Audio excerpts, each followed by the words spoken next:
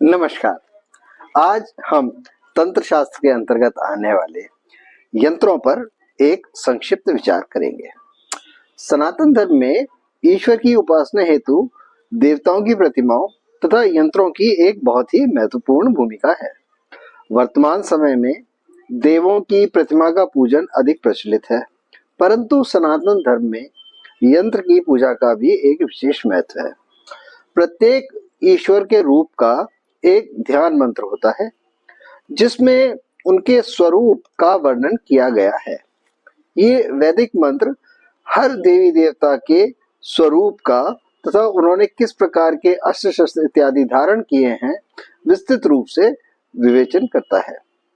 प्रत्येक देव प्रतिमा का निर्माण का आधार यही मूल मंत्र होते हैं, जो कि ध्यान मंत्र होते हैं, तथा उनका निर्माण इन्हीं के आधार पर किया जाता है। जबकि तंत्र शास्त्र में देवी देवताओं के स्वरूप को अंकों से, ज्यामितीय आकृतियों के माध्यम से और प्रतीकात्मक रूप से दर्शाया जाता है। उदाहरण के लिए, जब भी किसी यंत्र के अंदर किसी सीधे यानी कि ऊर्ध्वमुखी त्रिकोण को बनाया जाता है, तो यह शिव को दिखाता है तथा शक्ति को अधोमुखी अर्थात उल्टे त्रिकोण के द्वारा प्रदर्शित किया जाता है। यंत्र के केंद्र में स्थित बिंदु को उत्पत्ति या साधना के लक्ष्य का प्रतीक माना जाता है। इन यंत्रों का निर्माण अपने आप में एक अत्यंत महत्वपूर्ण प्रक्रिया है। इस यंत्र निर्माण के लिए विभिन्न वस्तुओं का, जैसे कि भोजपत्र, विभिन्न धातुओं के पत्रे, पशुओं की चर्म, गोरोचन और इसके लिए इन पर लिखने के लिए सिंदूर तथा विशेष परिस्थितियों में पशुओं के चर्म पर रक्त का प्रयोग भी स्याही के रूप में किया जाता है।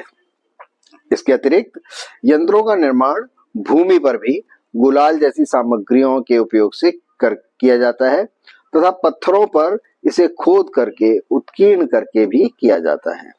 यंत्र अथवा देव प्रतिमा के निर्माण के उपरांत इसमें शक्ति अर्थात ऊर्जा के संचार हेतु इनकी प्राण प्रतिष्ठा की जाती है। देव प्रतिमा की स्थापना हेतु संपूर्ण विधि विधान से उस प्रतिमा की प्राण प्रतिष्ठा संपन्न की जाती है। किसी भी देवी देवता के प्राण प्रतिष्ठित प्रतिमा की उपासना करके उनके पूर्व निर्धारित मंत्रों के द्वारा, सूक्तों के द्वारा, स्तोत्रों के द्वारा तथा विभिन्न उपचारों के द्वारा एवं सामग्रियों द्वारा संपन्न की जाती है। इस प्रक्रिया में साधक अपने भीतर की ऊर्जा को इन उपचारों एवं मंत्रों की सहायता से यंत्र अथवा मूर्ति पर प्रेषित करता है। मूर्ति अर्थात विग्रह इस ऊर्जा को कॉन्संट्रेट करके यानी सांद्रित करके पुनः से साधक के ही शरीर पर परावर्तित कर दिया करता है और इसके परिणाम स्वरूप साधक के शरीर के जो चक्र हैं, उनके अंदर जो सुप्त ऊर्जा है वह सक्रिय हो जाती है। इस प्रकार से एक साधक की चेतना ब्रह्मांड में उपस्थित ईश्वरीय चेतना से जुड़ जाती है, ईश्वरीय ऊर्जा से जुड़ जाती है। इसके फलस्वरूप साधक के को शारीरिक तथा मानसिक स्थिति दोनों में ही सकारात्मक परिवर्तनों को वह अनुभूत करता है तथा जो भी वह उसकी इच्छा है वह फलीभूत होने लगती है।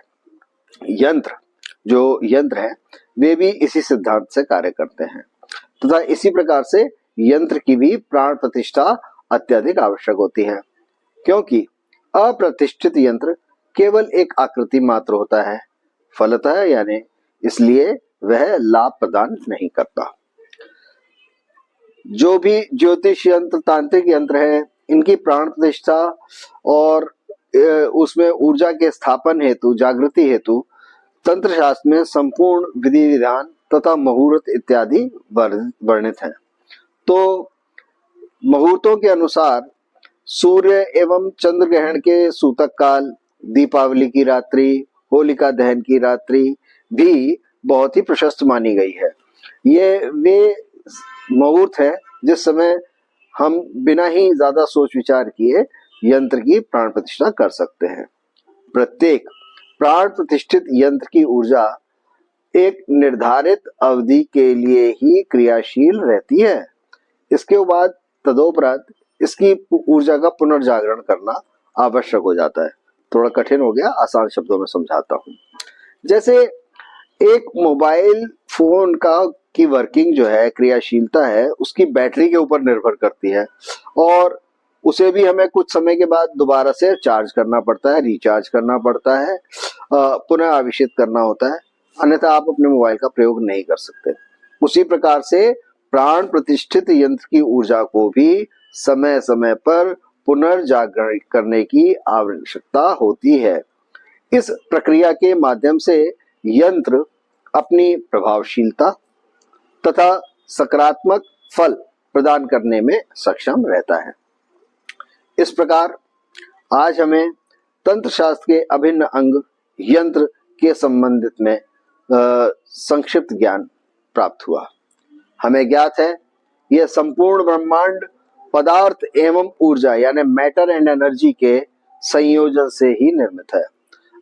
अतः तंत्र शास्त्र मंत्र को ऊर्जा, यंत्र को पदार्थ के रूप में प्रयोग करके ब्रह्मांड की केंद्रीय शक्तियों से मनुष्य का आध्यात्मिक संबंध स्थापित करने का एक विस्तृत ज्ञान, विधि इत्यादि प्रदान करता है।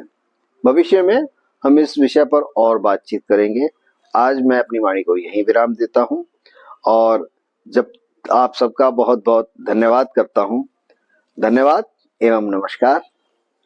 ओम शांति शांति शांति।